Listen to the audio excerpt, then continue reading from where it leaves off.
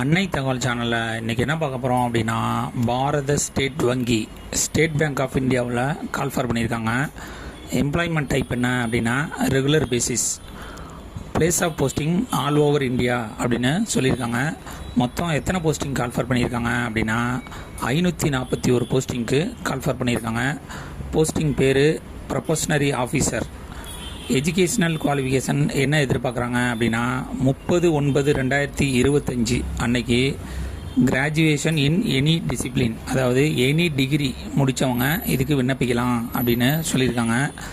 வயது வரம்பு 1/4/2025 அன்னைக்கு 21 வயசுக்கு கீழே இருக்கக்கூடாது மற்றும் 30 வயசுக்கு மேலே இருக்கக்கூடாது அப்படின்னு சொல்லியிருக்காங்க. ஏஜ் ரிலாக்ஸேஷன் யார் யாருக்கெல்லாம் கொடுத்துருக்காங்க அப்படின்னா, எஸ்சி எஸ்டி கேண்டிடேட்டாக இருந்தாங்க அப்படின்னா அவங்களுக்கு 5 இயர்ஸ் ஏஜ் ரிலாக்ஸேஷன் கொடுத்துருக்காங்க.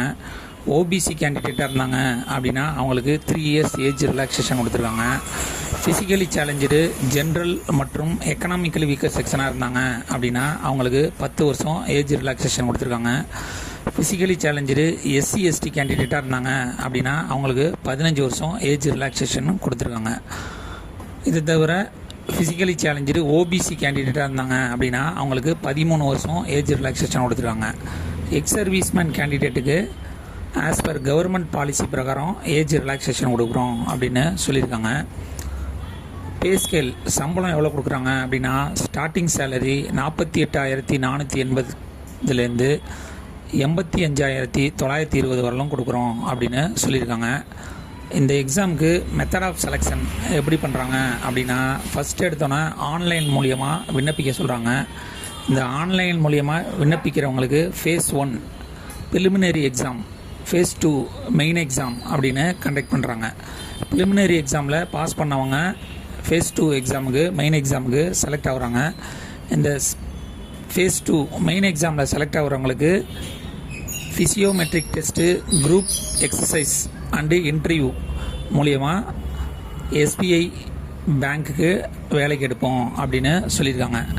தமிழ்நாட்டில் எக்ஸாமினேஷன் சென்டர் ப்ரிலிமினரி எக்ஸாமுக்கு எங்கெங்கே கண்டக்ட் பண்ணியிருக்காங்க அப்படின்னா, சென்னை, கோயம்புத்தூர், ஈரோடு, மதுரை, கன்னியாகுமரி மற்றும் Nagercoil, Salem, Thanjavur, Tiruchirappalli, Tirunelveli, Vellur, Virudhunagar, Villupuram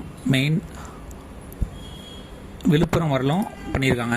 main examination centre வந்துட்டு, அதாவது ப்ரிலிமினரி பாஸ் பண்ணிவிட்டு ஃபேஸ் 2க்கு போகிறவங்களுக்கு மெயின் எக்ஸாமுக்கு தமிழ்நாட்டில் எக்ஸாமினேஷன் சென்டர் எங்கெங்கே இருக்குது அப்படின்னா, சென்னை, மதுரை, திருநெல்வேலி மற்றும் திருச்சிராப்பள்ளி அப்படின்னு சொல்லியிருக்காங்க.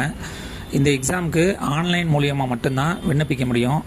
ஆன்லைன் மூலியமாக விண்ணப்பிக்க போகிற அப்ளிகேஷன் ஃபீஸ் என்ன கொடுத்துருக்காங்க அப்படின்னா, எஸ்டி எஸ்சி ஃபிசிக்கலி சேலஞ்சராக இருந்தாங்க அப்படின்னா அவங்களுக்கு ஆன்லைன் அப்ளிகேஷன் ஃபீஸுங்கிறது கிடையாது.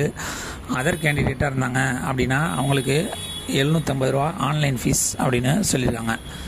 டேட் ஆஃப் எக்ஸாமினேஷன் எப்போ நடக்கும் அப்படின்னா, phase 1 online preliminary exam July அல்லது ஆகஸ்ட் 2025 முடிச்சிருவோம் அப்படின்னு சொல்லியிருக்காங்க. Phase 2 online main exam September 2025 வச்சுருவோம் அப்படின்னு சொல்லியிருக்காங்க.